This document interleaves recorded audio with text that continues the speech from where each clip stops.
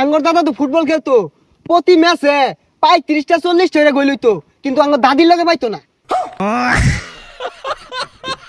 আমার দাদা খেলতো ক্রিকেট বল, লুয়ার ব্যাট দিয়ে বলে বাড়ি মারতো, লুয়ার ব্যাট বইটা দিত গা।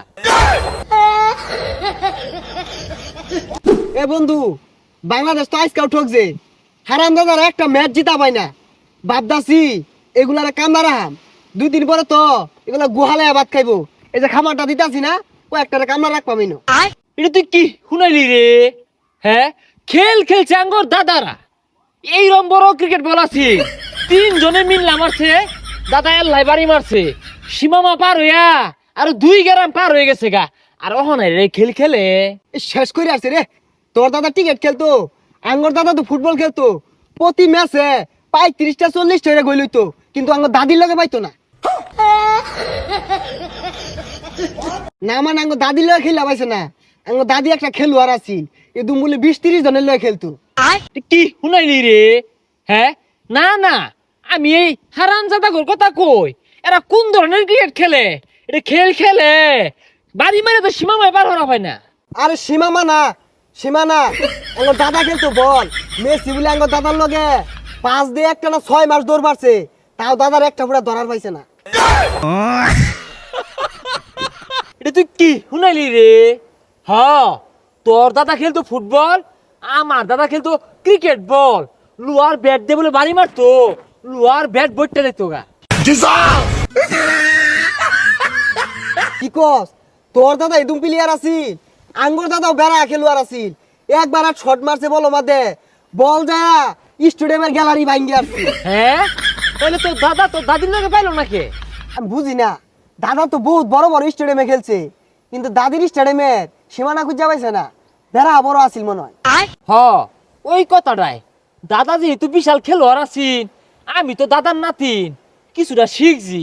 এই ইংল্যান্ড খেলা হয় না, অন্য আমারে লয়ে যায় খেপ খেলবার লাগিয়া। আর ইংল্যান্ডের সরকার না, ছোটখাটো খেলা হইলে আমারে ডাক দেওয়া ছাড়া খেলা শুরুই করে না, ওই খেলাটাই খেলি আমি।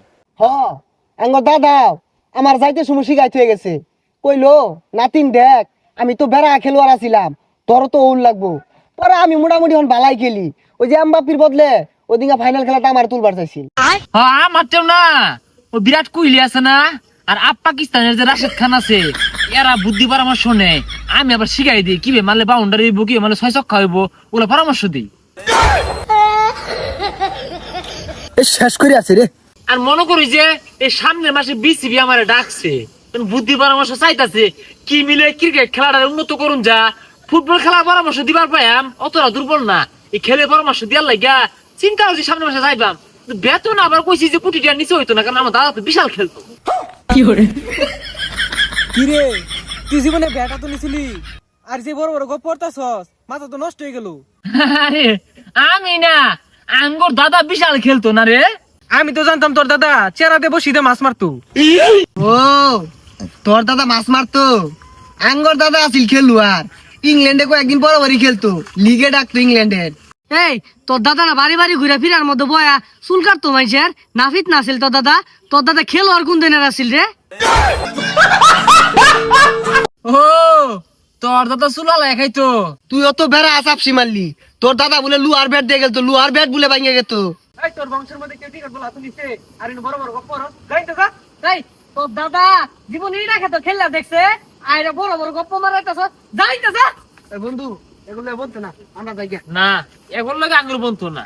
হ্যাঁ, আমরা যে খেল খেলছি আঙ্গুর দাদারাও খেলছে, আমরা না বাংলাদেশ ক্রিকেট খেলা ফুটবল খেলা পরিবর্তন ঘটাইবা। হ্যাঁ, আমার দাদা আছিল খেলুয়ার,